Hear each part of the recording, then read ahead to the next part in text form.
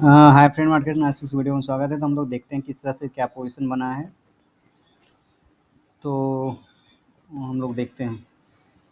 तो आज index future में क्लाइंट ने अपने पोजीशन को ऐसा से रखा है, मतलब 11,000 लॉन्ग 11,000 शॉर्ट।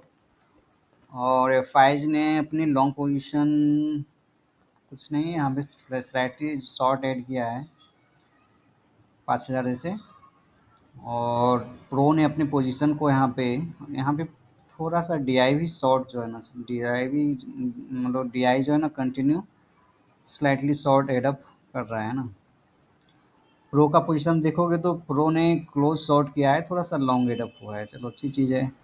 क्लाइंट यहाँ पे बहुत ही स्मार्टली प्ले करके 1,59,000 जैसे इसके शॉर्ट अप बचे, मतलब कि अभी तक हैं, ज़्यादा चेंज नहीं है, 2,000 जैसा चेंज ही है। और एफ का पोजीशन देखोगे तो यहाँ पे कुछ लॉन्ग एड अप हुए हैं रिलेटिव टर्म में, बट दोनों 1,24,000 1,17,000 से लॉन्ग और शॉर्ट हैं। और प्रो का पोजीशन देखोगे तो यहाँ पे लगभग 9,000 जैसे इसके नेट बेस पे शॉर्टेड अप हुए हैं। पुट की बात लेते हैं तो पुट में क्लाइंट का पोजीशन 1,99,000 से 2,67,000, यानी कहीं ना कहीं पुट में वो ज़्यादा इसके शॉर्ट पोजीशन है, यानी वो मार्केट को सोच रहा है कि मार्केट ऊपर जाएगी। चलो ठीक है। डीआई का पोजीशन देखोगे तो यहाँ पे पुट लॉन्ग स्लाइटली किया है। और एफ का पोजीशन देखोगे तो एफ यहाँ पे कुछ पुट लॉन्ग और कुछ शॉर्ट किया है, बट नेट बेस पे इसके जो है ना 28,000 यानी 29,000 जैसे इसके पुट लॉन्ग में एडअप हैं ज़्यादा। और यहाँ पे अच्छी तरीके से मैनेज किया गया है, चलो ये भी अच्छी बात है। प्रो का पोजीशन देखोगे तो शॉर्ट से अब ये लॉन्ग में आ चुका है, चलो ये भी चलो ठीक है बात है। वो पूरा जब ऊपर जा रहा है तो ये नीचे आ सकता है। चलो स्टॉक फ्यूचर की बात लेते हैं। तो स्टॉक फ्यूचर की बात यहाँ पे लॉन्ग एडअप हुआ है नेट बेस पे 81,000 लॉन्ग जो है स्टॉक फ्यूचर में क्लाइंट ने एडअप किया है। डीआई ने यहाँ पे शॉर्ट एडअप किया है, बहुत ही ज़्यादा किया है 1,05,000। तो यहाँ पे डीआई डीआई और एफ दोनों शॉर्ट है और प्रो और क्लाइंट दोनों लॉन्ग है। तो देखना है कि मार्केट में कौन जीतता है फाइनली। बेस प्रोबेबिलिटी की मतलब एफ पहले प्रो और क्लाइंट जीत जाए, उसके बाद फिर वहाँ से कि यू टर्न लेके एफ और डीआई अपना पोजीशन को कंटिन्यू रखे शॉर्ट साइड में। चलो ठीक है। अब यहाँ पे एक स्टॉक कॉल का देखते हैं। स्टॉक कॉल में 40,000 नेट बेस पे है चेंजिंग। डीआई का यहाँ पे भी शॉर्ट है और यहाँ पे भी पुट लॉन्ग है। सॉरी यहाँ पे भी, यहाँ पे कुछ नहीं। यहाँ पे देखोगे एफ का यहाँ पे बैलेंस वे में है, यहाँ पे पुट लॉन्ग थोड़ा ज़्यादा है। ठीक है, ओवरऑल मार्केट का सेंटीमेंट थोड़ा सा नेगेटिव दिख रहा है, कारण कि वो नियर बाय 18,000 है इसीलिए। और यहाँ पे देखोगे तो फ्यूचर में कुछ शॉर्ट दिख रहा है और यहाँ पे कुछ इंडेक्स ऑप्शन में बाइंग जैसा नेट बेस पे दिख रहा है, यहाँ पे शॉर्ट दिख रहा है और यहाँ पे कुछ बाइंग दिख रहा है। तो कहाँ पे क्या किसने क्या किया है वो चीज़ हम लोग देखते हैं ऑप्शन चेन पे। तो ऑप्शन चेन क्या बोल रहा है, ठीक है ऑप्शन चेन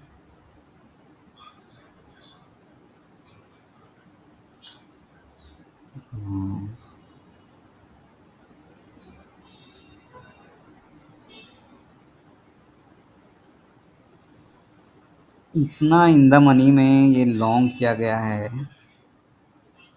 और ये लॉन्ग किया गया है एटीएम पे भी कुछ लॉन्ग है। तो शॉर्ट कहाँ पे होगा, नियर बाय 18,000 शॉर्ट है। देर इज बिग प्लेयर है ना, ये बिग प्लेयर का है पोजीशन, यहाँ पे बिग प्लेयर का पोजीशन है और यहाँ पे भी बिग प्लेयर का पोजीशन है। तो ये तीनों पोजीशन बिग प्लेयर का है और ये नीचे का पोजीशन भी बिग प्लेयर का है जो कि लॉन्ग किया गया है।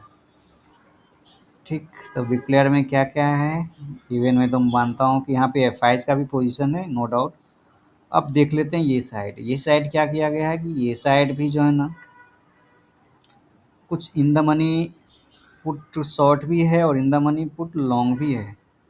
और एटीएम पे शॉर्ट है ओवरऑल कॉन्फिडेंस जो मुझे ज़्यादा दिख रहा है वो कहीं न कहीं पुट साइड में दिख रहा है, तो ये कहीं न कहीं एक बिग प्लेयर का भी इसमें हाथ है। बट इसका फ़ायदा यही उठाने वाला है कि यदि गैप अप मार्केट हुआ तो इस यहाँ पे एक साइकोलॉजिकल लेवल है, उस साइकोलॉजिकल लेवल से वहाँ पे यू टर्न लेगा, तो वो कहीं न कहीं एक बेनिफिट मिलने वाला है एफआईज़ को। गैप अप उसमें प्रॉफिट बुक करेगा, नीचे लाएगा उसमें भी प्रॉफिट अपना लेगा। तो ओवरऑल जो है वो सेंटीमेंट बना है कि 18,000, 18,050, 5500 तक भी जाए मार्केट, फिर वहाँ से यू टर्न ले सकता है। There is most probability. चलो ठीक है। तो नीचे कहाँ तक जा सकता है? नीचे कुछ नहीं, 17,800, 850, उससे ज़्यादा नीचे मंडे के दिन नहीं जा सकता है, बराबर ना? यदि फ्लैट खुल गई तो फिर ठीक है, तो उसको ऊपर लेके जाना मजबूरी है वो 18,000 के अराउंड, फिर वहाँ से फिर नीचे लाएगी। और यदि गैप डाउन खुल गई तो भी मजबूरी है कि मार्केट को ऊपर लेके जाए, उसके बाद फिर नीचे लाए। तो ये सिचुएशन बनने वाली है। चलो हम लोग अब बैंक निफ्टी का देख लेते हैं, बैंक निफ्टी में क्या हुआ है।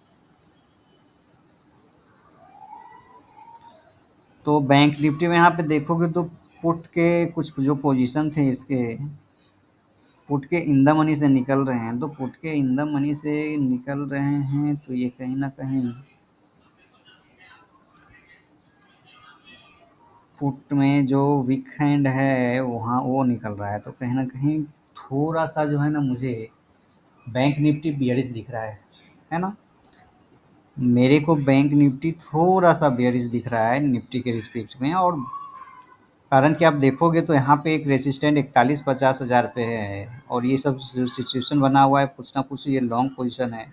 और यदि मैं निफ्टी को मानता हूँ कि वो उस तरह से पोजीशन बना है, तो ओवरऑल एक जो सिनेरियो बनेगा कि आप गैप अप खोलो नो प्रॉब्लम, बराबर, बट वहाँ से एक आप यू टर्न मार्केट में ले सकते हो, तो वो सिनेरियो मुझे दिख रहा है। बट उस यू टर्न के चक्कर में ये क्यों यहाँ से निकल रहा है? यदि इन द मनी पुट हो चाहे लॉन्ग, मतलब पुट हो, पुट शॉर्ट हो चाहे लॉन्ग, जो भी हो, मुझे तो लग रहा है ये लॉन्ग है, फिर भी ये क्यों निकल रहा है ना? तो ये कहीं न कहीं एक थोड़ा-सा सेंटीमेंट जो है मुझे थोड़ा-सा दिख रहा है कि चलो हो सकता है कि मार्केट वो एक वीकनेस अपना दिखाए, बराबर ना? तो ये चीज़ें मुझे दिख रही है, कारण कि यहाँ पे आप देखोगे 43-50 हज़ार पे 1,06,000 जैसे इसकी पोजीशन है, 65,000 यहाँ पे और 57,000 यहाँ पे, तो कहीं न कहीं उसको प्रीमियम डीके का फ़ायदा मिल जाएगा। यदि गैप अप खुल गया तो उस पोजीशन में भी वो है कि एक यहाँ पे लाके फिर मार्केट यदि ये कवर नहीं किया इसकी पोजीशन, यहाँ पे कुछ लॉन्ग भी कुछ शॉर्ट भी है, तो वो नहीं कवर होता है तो मार्केट को नीचे, जो मैंने निफ्टी के बारे में बोला ये चीज़ बैंक निफ्टी में भी वो हो सकता है। बट इसके साथ थोड़ा कंडीशन यही है कि शॉर्ट कवरिंग पे डिपेंड करता है। यदि ग्लोबल क्यूज स्टेगनेंट रहा तो नो डाउट फिर मार्केट नीचे ही आने वाली है। चलो अब हम लोग क्या देख लेते हैं, प्राइस एक्शन। हाँ, प्राइस एक्शन कुछ मैंने बोला था कि एक हैमर की तरह बनना चाहिए, बट मार्केट बनाई थी, लेकिन लास्ट में वो मार्केट जो ऊपर गई ना, तो मार्केट वो ग्रीन हो, एक कैंडल जो बना है ना उस तरह का ग्रीन बना है। ठीक, अब इसमें देखोगे तो एक तरह से हैमर बना था, लेकिन नीचे से थोड़ा सा ऊपर आया है तो इस कारण से उस तरह से दिख रहा है। बट ओवरऑल जो मेरा सेंट था एनालिसिस वो उसी तरह से काम किया, बराबर ना? अब हम लोग देख लेते हैं आने वाले दिनों में क्या कर सकता है। यही गैप अप खुलेगा और वही गैप अप के बाद अपना फिर मैं एक यहाँ पे एक सपोर्ट, हाँ फ्लैट खुल के ऊपर जाती है तो एक अलग सिनेरियो बनेगा वो, बराबर ना? ठीक, जो कि आफ्टर लंच उसको करना है। और यदि फ्लैट खुलती है तो यदि एक डिप ले लेती है 100 पॉइंट का, उसके बाद फिर मार्केट 50 पॉइंट का भी लेती है, 60 पॉइंट का भी, तो उसके बाद फिर ऊपर जाती है तो वो अलग सिनेरियो बनेगा। फिर उसका एक अलग ही सेंटिमेंट होगा मार्केट का फिर, बराबर ना? तो उस तरह का ये पोजीशन बना तो, अदरवाइज़ ये एक अच्छा मतलब एक मोड़ पे खड़ा हुआ है जहाँ से हम फ्लैट ओपन भी होता है, तो फ्लैट ओपन होने के बाद यदि मार्केट ऊपर की तरफ जाती है तो हमें अपना टारगेट 18,000, 18,020 का और 30 का टारगेट मुझे दिख रहा है। और वहाँ से यदि 15 मिनट का कैंडल आफ्टर लंच बनता है तो हम एक नीचे की तरफ भी ले सकते हैं 800 के अराउंड तक का, है ना? तो ओवरऑल ये सेंटीमेंट बन रहा है। और यदि गैप डाउन खुल गए तो भी मैं मानूंगा कि मार्केट जो है ना यहाँ तक 750-800 के अराउंड मार्केट लाएगी ही लाएगी। और ये सेंटीमेंट कहीं न कहीं पॉजिटिव भी है, और नेगेटिव का सिनेरियो यही है कि नेगेटिव यदि मार्केट होना है तो उसको गैप अप खुलना पड़ेगा, उसके बाद ही कुछ होना है, बराबर ना? ऐसे तो ठीक है, मार्केट ऊपर गई तो आफ्टर लंच एक अलग सिनेरियो बनेगा, बट स्टार्टिंग में यदि प्रॉफिट बुक होता है तो अलग चीज़ होती है। गैप अप खुला उसके बाद प्रॉफिट बुक किया तो वहाँ पे एक सेंटीमेंट उसको मतलब कि मिल जाता है कि हाँ ठीक है, एक वोलेटाइल मार्केट प्लस एक जो है होता है फ़ियर मार्केट में लाना। तो अर्ली मॉर्निंग में या फिर आफ्टर लंच सिनेरियो, बराबर ना? तो आफ्टर लंच फ्लैट ओपन जाती है तो आफ्टर लंच का सिनेरियो होगा, और यदि गैप अप होता है तो फिर वो 1 घंटे, 2 घंटे, 3 घंटे का जो सिनेरियो बनता है वो बन सकता है डाउन साइड का, है ना? तो सेम बैंक निफ्टी का है, बैंक निफ्टी इसके नीचे आई, बराबर ना? तो उसके बाद फिर यहाँ तक आई, आज अब इसके नीचे आएगी, यदि गैप अप भी खुली तो एक सिनेरियो जो है ना, मार्केट साइडवेज होके फिर आफ्टर लंच जो है ऊपर जाए, या फिर थोड़ा सा निगेटिव आके मार्केट 40,500 के अराउंड मार्केट आके फिर मार्केट को नीचे से ऊपर लेके जाए। तो बैंक निफ्टी में कुछ इस तरह से पैटर्न जो है ना बनना चाहिए। और यदि निफ्टी, बैंक निफ्टी यदि इस तरह से काम करे तो निफ्टी भी कुछ इस तरह से नीचे आके फिर ऊपर जाएगी। और गैप अप खुली तो क्या, गैप अप खुली तो ये थोड़ा बहुत मार्केट नीचे ला के यहाँ पे करके फिर मार्केट को एक साइडवेज रख के फिर आफ्टर लंच जहाँ पे भी लेके जाना है तो लेके जाए। तो ओवरऑल ये सिनेरियो बन रहा है, तो अब देखना मंडे को किस तरह से मार्केट बनती है। और यदि ट्रेंडिंग की बात है तो ट्रेंडिंग तभी संभव है जब एक फ्लैट ओपन हो, तो चाहे निफ्टी हो चाहे बैंक निफ्टी हो, फ्लैट ओपन हो चाहे थोड़ा सा निगेटिव ओपन हो, तो एक ट्रेंडिंग में मान सकता हूँ कि थोड़ा सा निगेटिव 100-150 पॉइंट का यदि निगेटिव आता है तो यहाँ से आप एक इस तरह का ट्रेंडिंग में पैटर्न आप मतलब कि ट्रेंडिंग टाइप का एक सिनेरियो आप देख सकते हो। तो फ्रेंड इसी तरह से है मार्केट का ओवरऑल। और हम लोग एक बार ट्रेडिंग व्यू देख लेते हैं, ट्रेडिंग व्यू में क्या है।